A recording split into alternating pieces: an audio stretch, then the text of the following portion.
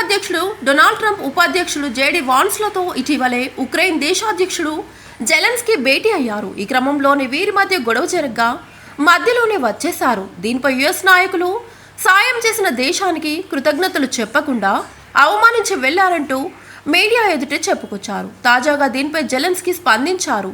X వేదికగా video విడుదల చేస్తూ అందులో అమెరికాకు కృతజ్ఞతలు తెలిపారు. అంతేకాకుండా ట్రంప్ మరోసారి అవకాశం ఇస్తే భేటీ అవుతానని వివరించారు. ఒప్పందం కుదుర్చుకోవడానికి కూడా తనకు ఎలాంటి సమస్య లేదన్నారు. ఇక ఆ పూర్తి వివరాలు మీకోసం. రష్యా ఉక్రెయిన్ దేశాల మధ్య చాలా రోజులుగా యుద్ధం కొనసాగుతున్న విషయం అందరికీ తెలిసిందే. అయితే ఈ గొడవకు ముగింపు పలుకుతూ రెండు దేశాల మధ్య శాంతి ఒప్పందం చేసేందుకు అగ్రరాజ్యం అమెరికా అధ్యక్షుడు డొనాల్డ్ ట్రంప్ చాలా రోజులుగా ప్రయత్నిస్తున్నారు. ఈ క్రమంలోనే 3 రోజుల క్రితం దీని గురించి మాట్లాడేందుకు ఉక్రెయిన్ అధ్యక్షుడు జెలెన్స్కీ అమెరికాకు వెళ్లారు. ముఖ్యంగా యుఎస్ అధ్యక్షుడు డొనాల్డ్ ట్రంప్ ఉపాధ్యక్షుడు జేడీ వాన్స్లతో మాట్లాడారు. మీడియా ఎదుటే వీరు చర్చలు జరపగా మధ్యలో గొడవ జరిగింది.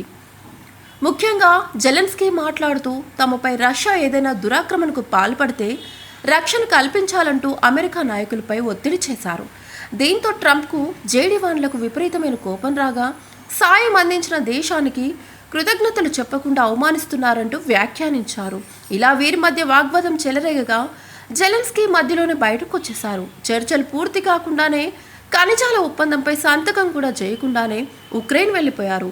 దీంతో ఈ వీడియో నెట్టింట వైరల్గా మారింది. ఒక్కొక్కరు ఒక్క విధంగా స్పందిస్తూ జెలెన్స్కీ నిర్ణయం సరికాదన్నారు. దీంతో వెనక్కి తగ్గి జెలెన్స్కీ తాజాగా ఎక్స్ వేదికగా వీడియో విడుదల చేశారు. అందులో ఐరోపా నుంచి మాకు పూర్తి మద్దతు ఉందనేది మరోసారి స్పష్టమైందని తెలిపారు. శాంతి పునరుద్ధరణ అనే ప్రధాన అంశంపై అంతా ఐక్యంగా ఉన్నామన్నారు. ప్రస్తుత పరిస్థితుల్లో తమకు వాస్తవమైన భద్రతా హామీలు ముఖ్యమని, యూకే, ఐరోపా సమాఖ్య, తుర్కియే వంటి దేశాలు దీనిపై కృతనిశ్చయంతో ఉన్నాయని వివరించారు. అలాగే ఇక్కడ అమెరికా ప్రాధాన్యతను కూడా అర్థం చేసుకోవాలని చెప్పుకొచ్చారు. యుఎస్ నుంచి తమకు అందుతున్న సాయంపై తామెప్పుడు రుణపడి ఉంటామని జెలెన్స్కీ వెల్లడించారు. వారికి కృతజ్ఞతలు తెలపని రోజు కూడా లేదన్నారు. మా స్వాతంత్రాన్ని కాపాడుతున్న వారికి ధన్యవాదాలంటూ మరోసారి వివరించారు. అంతేకాకుండా తమకు సుదీర్ఘ యుద్ధం వద్దని, శాంతి కావాలని చెప్పారు. అందుకే భద్రతా హామీలు ముఖ్యమని తాను భావిస్తున్నట్లు, ఈ క్రమంలోనే మరోసారి ట్రంప్తో భేటీ కావాలనుకుంటున్నట్లు వెల్లడించారు. ఆయన అంగీకరిస్తే ఖనిజాల ఒప్పందంపై కూడా చర్చిస్తామన్నారు. వారి డీల్కు ఓకే చెప్పాలని కూడా అనుకుంటున్నట్లు ఎక్స్ వేదికగా స్పష్టం చేశారు. ఈ వీడియోపై మీ అభిప్రాయాలేంటో కింద కామెంట్ రూపంలో తెలియచేయండి. ఇలాంటి మరిన్ని ఇంట్రెస్టింగ్ వీడియోల కోసం చూస్తూనే ఉండండి మా ఛానల్. Please subscribe.